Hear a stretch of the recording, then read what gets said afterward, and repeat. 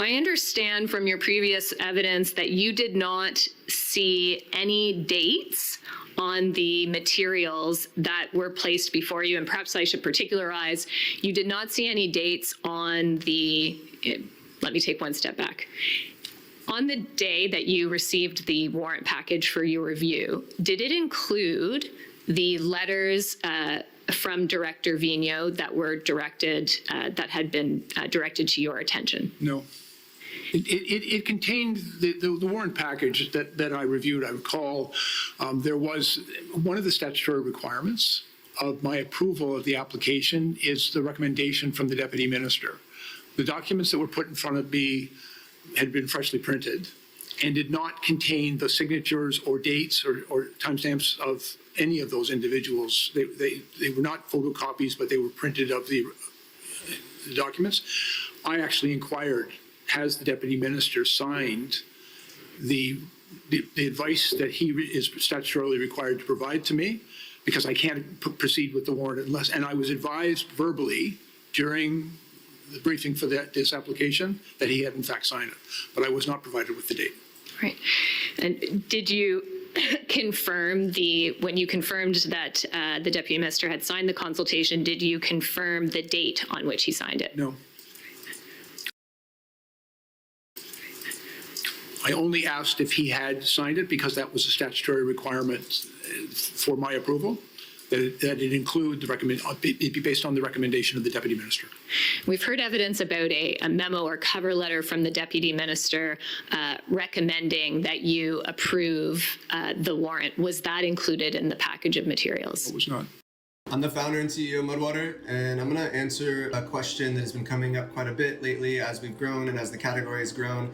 What is the difference between Mudwater and mushroom coffee? The first and probably biggest difference is that we aren't mushroom coffee. Our product has no coffee in it. Mushroom coffee is sort of what it sounds like. It's powdered coffee combined with earthy mushrooms. It's not the best flavor combination. Mudwater combines mushrooms with masala chai and the documents. I actually inquired, has the Deputy Minister signed the advice that he is statutorily required to provide to me? Because I can't proceed with the warrant unless, and I was advised verbally during the briefing for this application that he had in fact signed it, but I was not provided with the date. Right. And did you confirm when you confirmed that the Deputy Minister had signed the consultation, did you confirm the date on which he signed it? No. I only asked if he had signed it because that was a statutory requirement for my approval, that it include it be based on the recommendation of the Deputy Minister. We've heard evidence about a memo or cover letter from the Deputy Minister recommending that you approve the warrant. Was that included in the package of materials? It was not. It was not.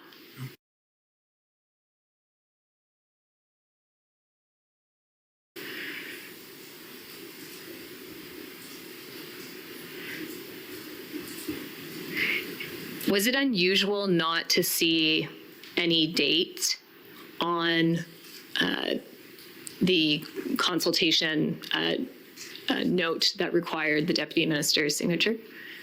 And again, the copy that was presented to me did not have that signature or the date. And so I inquired, has he signed this? And the answer was yes, because it's, as I said, a statutory requirement. And having satisfied myself through those inquiries that it was in proper form, I proceeded with my own review of the document and my approval of it. Right. Was it unusual that it not contain the signature? Was that a common practice, or that you would receive the documents without dates or signatures? And again, I believe that when I attended at the office in Toronto, that photocopies were made of these documents, or excuse me, not photocopies, but they were printed as new documents, and they did not contain signatures and dates. That's why I had to inquire if it had been approved. Right. And so we've heard some evidence that there was a physical warrant package available that would have been sent to your minister's office in Ottawa. And as I understand your evidence, a separate or that package was recreated or printed out for you at the Toronto regional office. Yes, ma'am. And the document that I signed in approval It did not contain the things that in a subsequent appearance here, a document was presented to me, and that's not the document that I signed. All right. And so you would have signed a document in Toronto. Yes. And how do you have any awareness of how that would have been sent or produced back in Ottawa to CSIS? No, I signed it and handed the entire package signed by me to CSIS, including the documents with my signature on it. That was entirely turned over to CSIS, and administratively what they do with that afterwards is I'm not aware of how that worked. We heard evidence from Deputy Minister Stewart that it would have taken CSIS some time to get the minister and his staff comfortable with this particular warrant. From your perspective, did you require time to get comfortable with the warrant? Frankly, I do not know what the Deputy Minister is talking about, but I can tell you that the warrant package was presented to me on the date it was presented. I read it. I received certain information and make certain inquiries, as I've already said, about was it correct in form. It took me time to read it. I was, because of a previous briefing that I'd received several months before, familiar with the subject. Frankly, I've signed many of those warrants. I'm quite comfortable with the process. I focus very much on my statutorial responsibility to approve those warrants to go forward, and what I need to know is frankly the information as to who is named in such a warrant, or the investigative techniques that are going to be employed, or the technology that they might use, is not a concern to me. Those are operational matters, but only if it is presented in the correct form that would provide a federal court judge with reasonable grounds upon which a decision could be made to authorize the application. That's all I needed to be comfortable with, and I became quite comfortable with it over the course of reading the document and getting answers to the questions that I asked. So I'm not sure what the Deputy Minister might have meant, that he thought it might take time, because the issues that were addressed are things that I was very well familiar with. And that time period that you say that you took to review the warrant, that all would have been on what we call day 54. And which, of course, I call day one, because that's the first day it was presented to me. But yes, and it took a period of time, probably about 2 to 3 hours, because there were some other discussions that also took place during that time. I know how long I was at CSIS headquarters. The bulk of the time would have been focused on dealing with the administrative matters of addressing the warrant application. And during that minister's briefing, was Director Vigneault available if you had any questions via the secure video? Yes, and I had no questions of Director Vigneault. The document, quite frankly, speaks for itself, and I reviewed it. My only question was the signature of the Deputy Minister, had he approved it? And I was assured that he had, and that enabled me to proceed. Did you tell anyone outside of those in attendance at the what we call the minister briefing on day 54 about the warrant or the subject matter of the warrant? No, ma'am.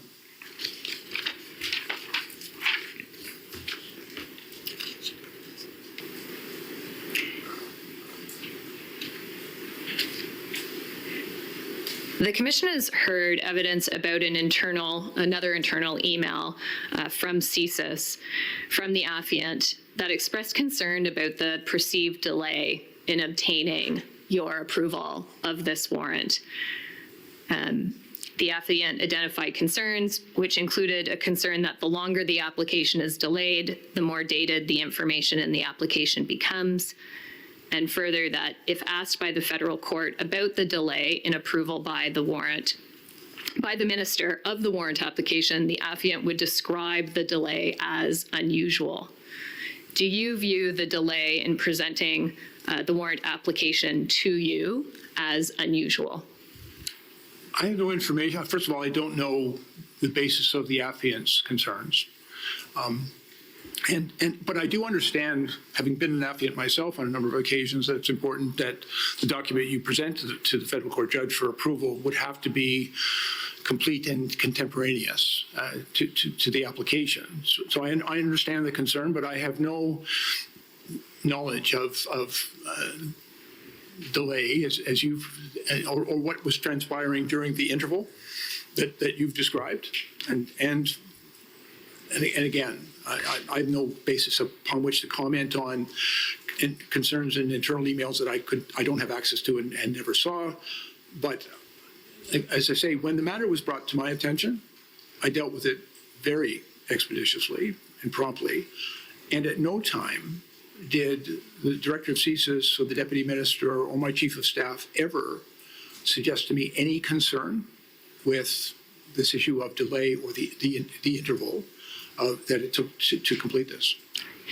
You've anticipated my next question, Minister, but we heard evidence from Ms. Tessier, the deputy director, then deputy director of operations at CSIS, that at the operational level, CSIS employees were very frustrated by what they perceived as a delay in obtaining your approval for the warrant.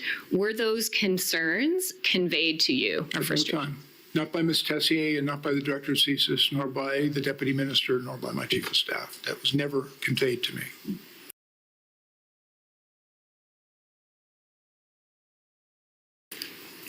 Did the director, the deputy director, or your deputy minister ever raise any concerns about the involvement of Ms. Estravez in this warrant process? No.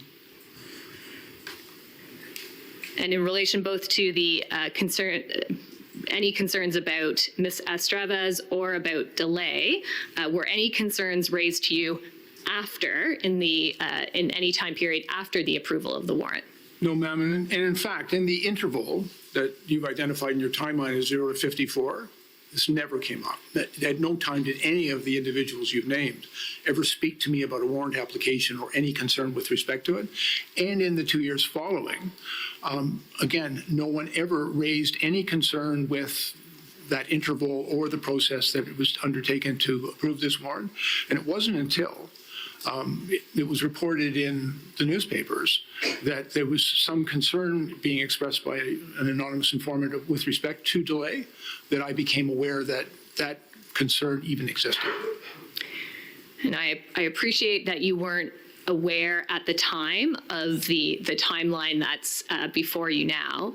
With the benefit of the information you have now learned, can you tell us whether your expectation that warrants be dealt with promptly was met in this case? My expectation is that all of the officials responsible for bringing this application to me were all doing their job. I really can't comment because I have no information as to what discussions took place. I appreciate the timeline that you've provided. But none of these officials ever, either during the interval or in the 2 years subsequent, ever expressed to me any concern with respect to bringing this forward. And again, from my perspective, the matter was brought to my attention that I needed to go and sign a warrant. And a couple of days later, that was arranged, and I went into CSIS, and the very first time I saw it was on the day that you've identified as day 54. And again, from my perspective, it was dealt on that day with all appropriate diligence.